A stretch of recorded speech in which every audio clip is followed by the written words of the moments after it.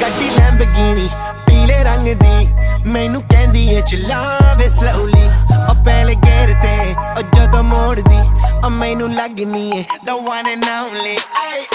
ਵਿਚਾਰੇ ਮੁੰਡਿਆਂ ਦੇ ਦਿਲਾਂ ਦੀ ਤੂੰ ਕਾਤਿਲ ਬਖਾ ਦੇ ਮੈਨੂੰ ਕਿਵੇਂ ਜਾਵੇਂਗੀ ਤੂੰ ਫਾਸਟ ਦੱਬ ਦੇ ਤੂੰ ਗੈਸ ਨਹੀਂ ਮਿਲੇ a bit harder yo I'm a rider provider